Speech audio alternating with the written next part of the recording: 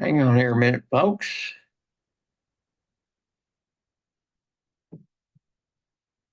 There we go.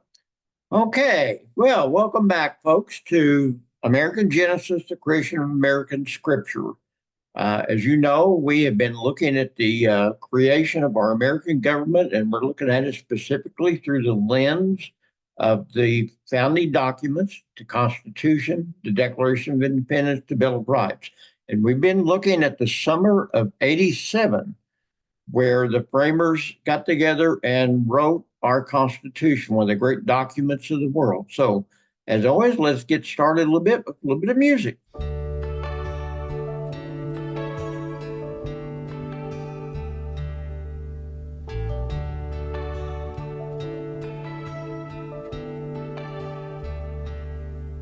If tomorrow all the things were lost I'd worked for all my life, and I had to start again with just my children and my wife, I'd thank my lucky stars to be living here today, 'cause the flag still stands for freedom and they can't take that away.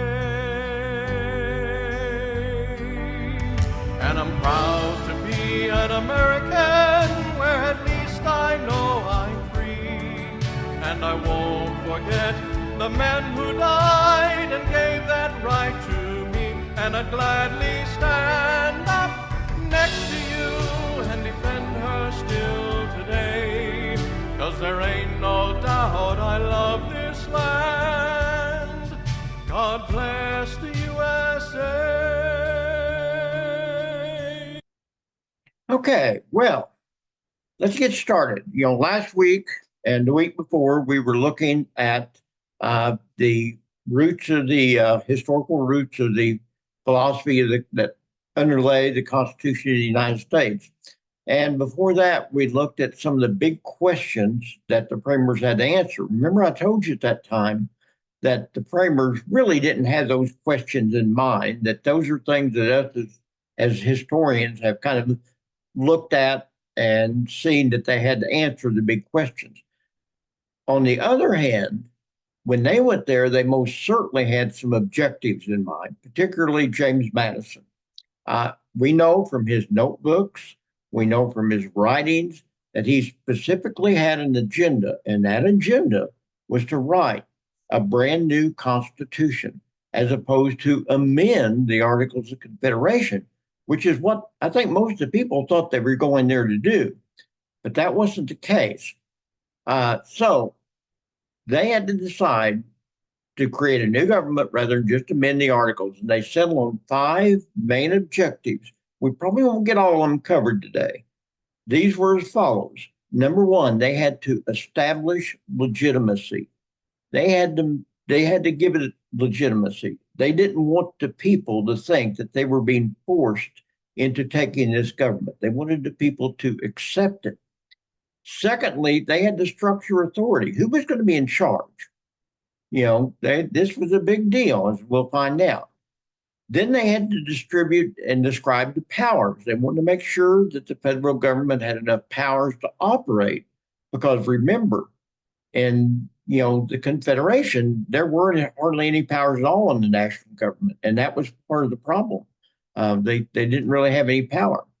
They had to limit government power. That at the same time they were giving power, they wanted to make sure that the government did not have too much power, because again, that's what happened with Britain. They felt like the British government had too much power. And then they had to allow for change. They were smart enough to know that the Constitution was going to have to change.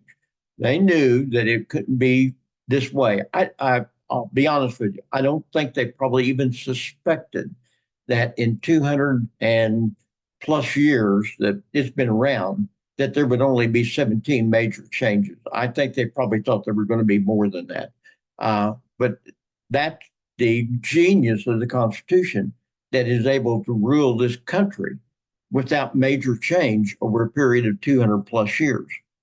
So it's important that we remember that while these decisions viewed from our perspective in 21st century, a lot of them seem a little bit undemocratic. A lot of them seem discriminatory. You have to remember, looking back 2.5 centuries ago, they were kind of in line with most of the liberal ideas at the time, and that aggravates some people. Some people don't like that. They say, well, that's not the way it should have been. Well, no, it's not the way it should have been, but that's the way it was. That's what happened. So you have to look at the decisions they made through the lens of 2.5 centuries ago. So let's get to going. Objective number one: establishing legitimacy. It was really important that the framers believed that the new government that they were creating would not be effective unless the citizens basically could see that it was given to them by the consent of the governed. This is something that, remember, this was an idea that John Locke really hit upon. When we talked about the philosophical roots last week, John Locke really hit upon the fact that the government had to be at the consent of the governed. On top of that, they had to somehow convince the people that, this government was for them to the point that they were willing to obey the laws. Remember, we've talked about this before. If people aren't willing to obey a law, then it's pretty hard, to keep them from breaking it. I can remember, take this as an instance. I can remember when I first moved over where I lived for 17 years, and there was an intersection at that point, and I was still going to work at that time, part-time, and I remember that intersection had a light, and it was really not much traffic at all, particularly at 6:30 in the morning. And I would sit at that light where it seemed like an eternity before it would turn green with no cars coming. And I kept telling myself, Tony, it's okay.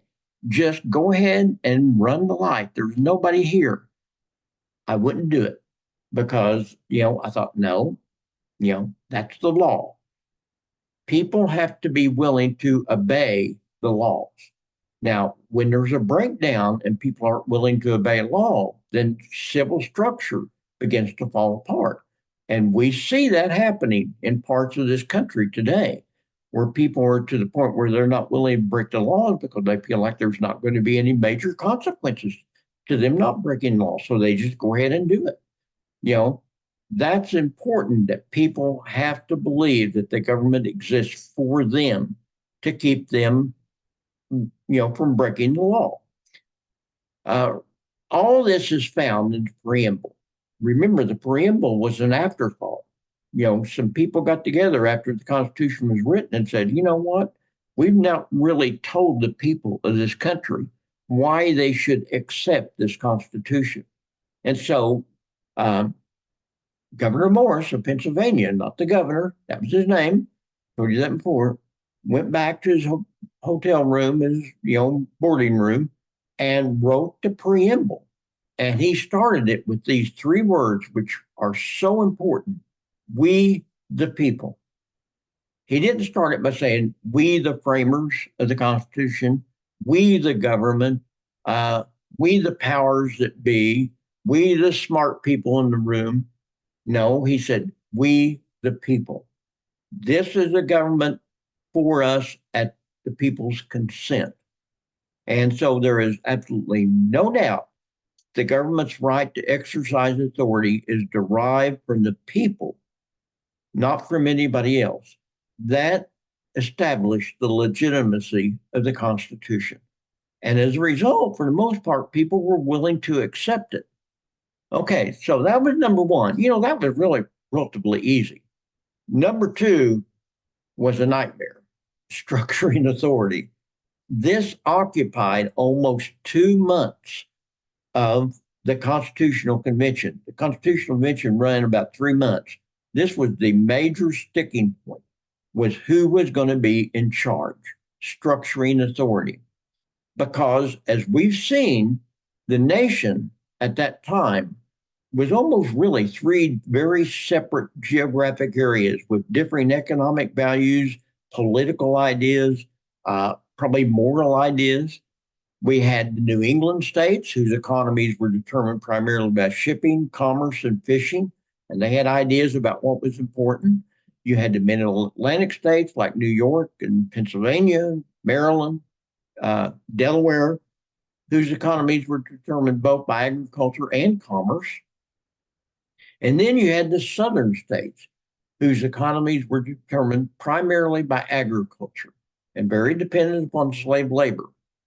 So this was something that was very important, was figuring out how to structure authority to meet the needs of every one of these. And to be honest about it, folks, it is a struggle that still is going on today. You think about it, this country is an extremely polarized country today. Now, admittedly, it's more polarized politically than it is economically. Economically, you know, the country, it isn't that much different from one area to the other. But as far as political differences, it's really, really different. You've got the red states and the blue states. You've got the coastal regions and the flyover states. So the framers had to come up with a way to structure authority in this government that would enable each area to feel like they were being gaining. So Madison, in all of his readings, went back and looked at the old Roman Republic and thought to himself, this was the perfect government, because at that point it had, you know, a government that was really representative of the people to a degree, and it included kind of a separation of powers between the branches of government. And so again, he went back and looked at that old Roman Republic structure, and he improvised using Locke's concept of three branches of government. But it took a long time to get there, folks. They had to really debate this out, because these three geographical areas, you know, really were so different economically that they did not want to compromise. In fact, the case, it resulted in several states abandoning the Constitution. There were several delegates from different states that completely walked out. New York, I can't remember exactly. I think they only had three delegates. One of them was Alexander Hamilton, and he stayed, but the other two left because they were so dissatisfied with what was going on. And it was kind of a mess, folks. Ultimately, they struck a compromise. And the compromise is often referred to as the Great Compromise. And it was authored by a man by the name of Roger Sherman of Connecticut. So let's look at this Great Compromise and how it kind of solved this problem of structuring authority in the Constitution. The large states initially had a plan called the Virginia Plan. Edmund Randolph was one of the delegates from Virginia, and he was kind of doing the bidding of James Madison. James Madison, you know, he may have been the man that was pulling all the strings. He was kind of the puppet master of the debates, but he was smart enough to kind of lay in the background and have other people do it for him. And so Edmund Randolph made the proposal that became known as the Virginia Plan, although really it was James Madison's plan. And it called for a two-house legislature, what's called a bicameral legislature, with both of the houses based on population. So who would have that favored? It would have favored the big states with a large population, states like Pennsylvania and New York and Virginia. These were the most populated states in the country at that time. Massachusetts, maybe to a degree. The small states favored what became known as the New Jersey Plan, which was a counter plan that was offered by William Paterson of New Jersey. And he proposed a unicameral legislation, a one-house legislature, based on geographical boundaries, with each state having an equal number of votes. That's exactly what they had in the Articles of Confederation. So, in other words, Rhode Island, the smallest state in the country, would have had just as much power as New York in this legislature. And they had already seen how that didn't work out. So here you've got the big states fighting the little states. And they had to come up with a compromise. And that was left to this Roger Sherman, who was a delegate from Connecticut. And he said, hey, guys, let's figure this out. And what he came up with this. He said, let's have a two-house legislature. Let's have the lower house comprised of a representation based on population. So the bigger states have more people in this house. The smaller states have less people. But there's a second house, which is an upper house, which we call the Senate, which is based on geography. So it doesn't matter if you're Wyoming, one of the most least populated states in America, or if you are California, the biggest state in population in America. You have two senators. Now, California has, 55 representatives, 53 representatives. Wyoming has one. That's the difference in the state. So at that point, Roger Sherman made this compromise, and they debated it for some time, but they finally figured out that this was the best thing to do. Now, that was not the only compromise they had to make. One of the biggest compromises they had to make, it had to do with structuring authority, was what to do with the slaves. Now, this is where the framers of the Constitution are often vilified in the minds of many progressives today, because they say it was horrible what they did. And in view of the 21st century, it most certainly is horrible what they did. But again, you have to remember that we're looking at this through the lens of the 18th century, much different then. So they had to figure out, should they count the slaves when it came to proportional representation in the House of Representatives? Remember, the lower house is based on the number of people within the states. And so each state gets X number of representatives based on how many people they have. The more people you have, the more representatives you have. Do you count the slaves or do you not? Now, the southern states were adamant that the slaves should be counted as a person, one person, even though they considered them property. They said, no, every slave is a person for the purposes of representation. And so they thought that they ought to be counted. The New England states were just as adamant that they should not be counted at all. Now, do you see the hypocrisy on both sides on this? On one hand, the Southerners believed that states were property, and yet they were determined to count them as people for the purposes of the census. The New Englanders, who were growing abolitionists, were just as hypocritical, because they maintained that slaves were persons, and yet they wanted to treat them as property by not wanting them to be used to determine the makeup of the House, because they said, we don't want South Carolina and Georgia and North Carolina and Virginia and these other slave-owning states to count them as people. Hypocrisy reigned on both sides in this regard. So, today, when progressives talk about this and they vilify the framers, you have to understand that both sides had some hypocrisy going on when it came to what to do with the slaves. So what did they do with them? Well, in the end, it was left to a man by the name of James Wilson of Pennsylvania. James Wilson ended up being one of the big compromisers of the Constitution. He brokered a deal with the southern states, and he said, let's do this, folks. To get the northern states to vote for this Constitution, which will be in your favor in the long run, let's count your slaves as three persons, three-fifths of a person. So what happened was this. They ended up with what became known as the Three-Fifths Compromise. So the Constitution originally counted every slave in America as only 3/5 of a person. Now, to us, that's horrible. To us with modern ideas, obviously that's terrible.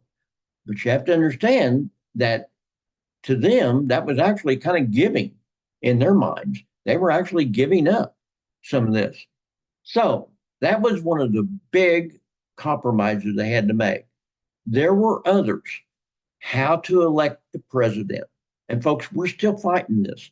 I just read the headline just the other day where one of our presidential candidates and vice presidential candidates is demanding that we go to, a direct vote of the president. And I understand what they're saying, but there are reasons why we have what is known as the Electoral College. So let's look at what the framers saw. So while there were lots of questions that had to be determined by the Great Compromise and the Three-Fifths Compromise, there were other contentious problems. One of the biggest ones was how to choose the president of the United States. After they had decided they were going to have a president, they said, how do we get this president? Who was going to elect him? And there were 7 different proposals as how to elect the highest official in the new nation. There were 7 different direct proposals, all the way from having them elected by the legislature, like the British Prime Minister is, all the way to direct election, just letting the people vote, and whoever has the most votes gets to be president. The delegates in the long run decided neither one of those were good. They said, first of all, we don't necessarily trust direct democracy. Remember, we've talked about this, how they wanted a republic. On the other hand, they also didn't like the idea of having the government elect a president because they thought that was way too much like the British form of government. So again, they struck a compromise. And again, it was Wilson of Pennsylvania, the man who had brokered the Three-Fifths Compromise, that also brokered the compromise on how to elect the president. And he came up with something called the Electoral College. Now, this wasn't completely new. The old Holy Roman Empire, back in the Middle Ages, had an idea similar. They elected the leader of their empire as such by a series of electors from each of the little states that made up what we now call Germany for the most part. And these electors got together into an electoral college and voted for the Holy Roman Emperor, kind of like the Vatican and the Pope. It's kind of the same way.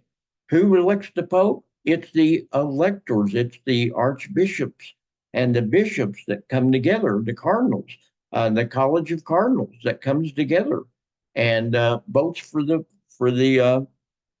Pope.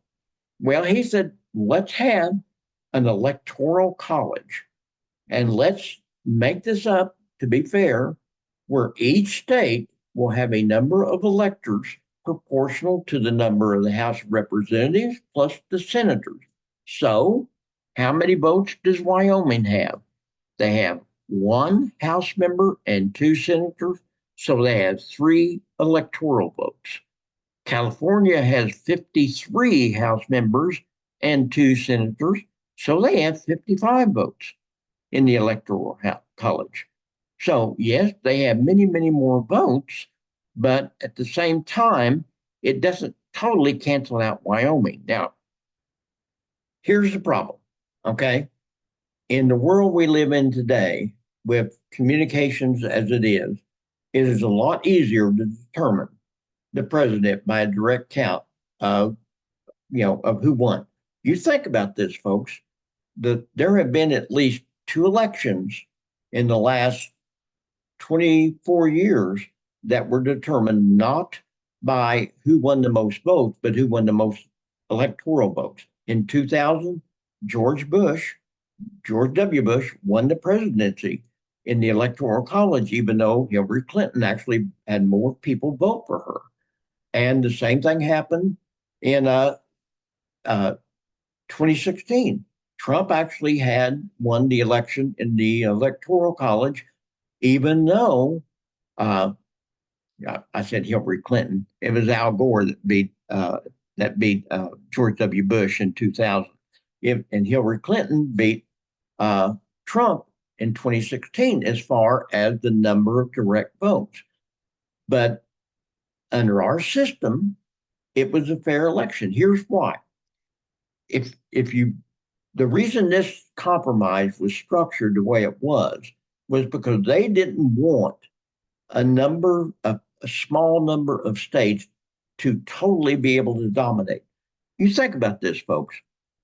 You can win the presidential election by only winning 12 states in America. There's 50 states. Less than 1/4 of the states determine, if they get together, determine who the president is. The other 38 would have no power at all. If you didn't watch out, you would have this. Look at it today. We basically have we have red states and we have blue states. The red states are primarily smaller states. There's more of them, although it does have some big states like Texas and Florida, and Ohio is basically turning red more and more. But for the most part, the coastal regions, particularly the New England and upper coastal regions and the western coastal regions, are basically blue states. But if you didn't watch out, what you would have about 12 states that would dominate the presidential elections, because you wouldn't have to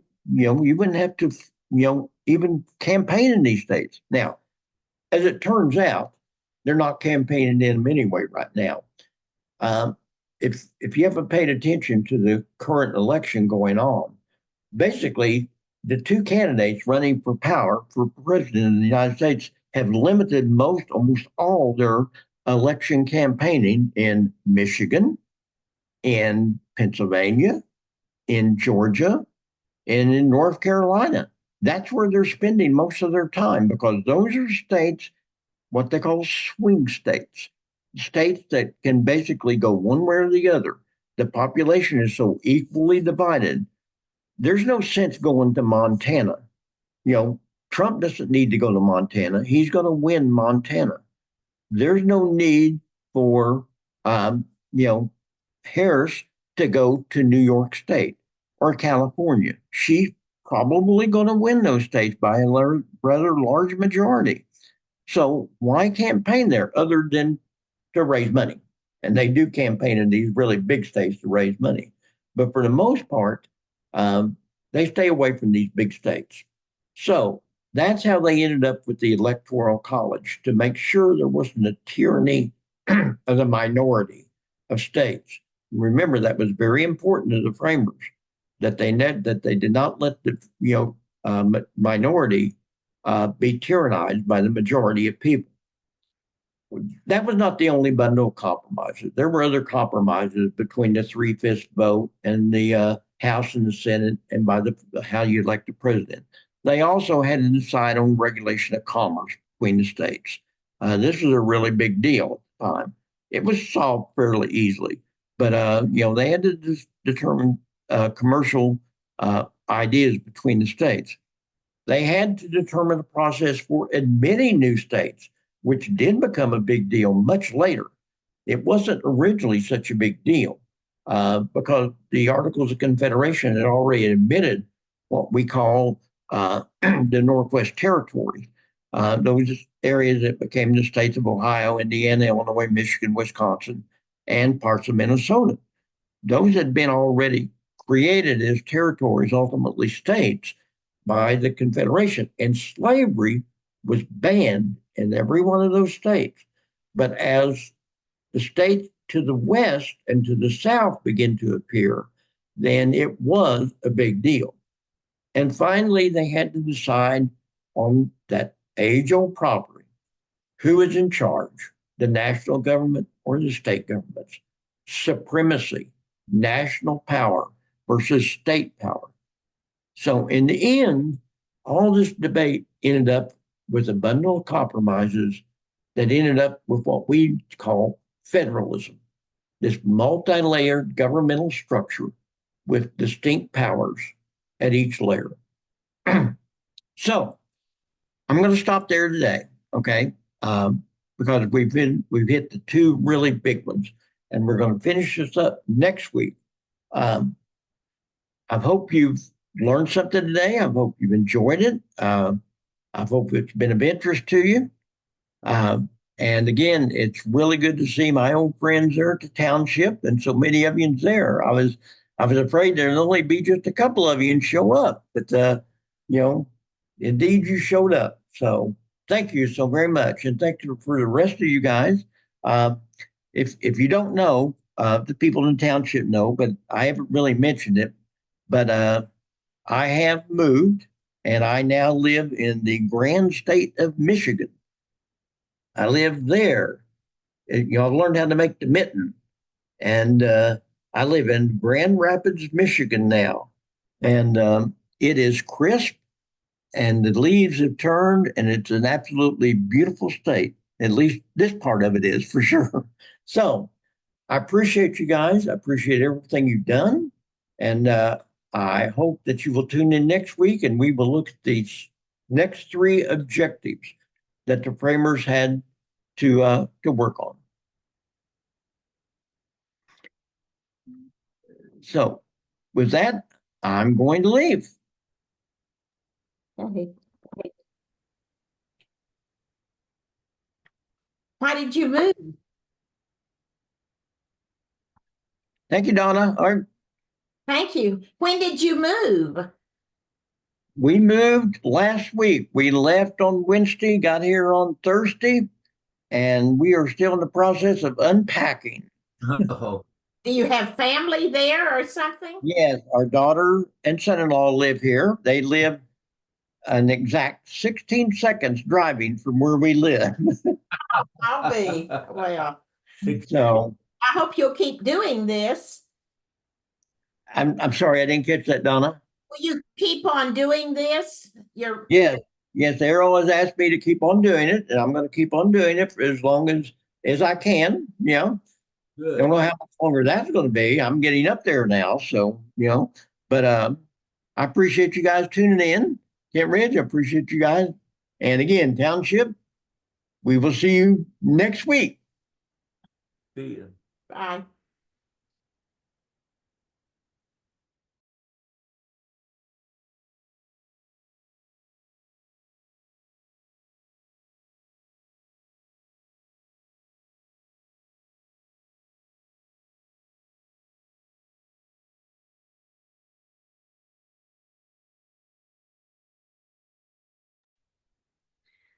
Folks, did Tony sign out or did we lose connection with him?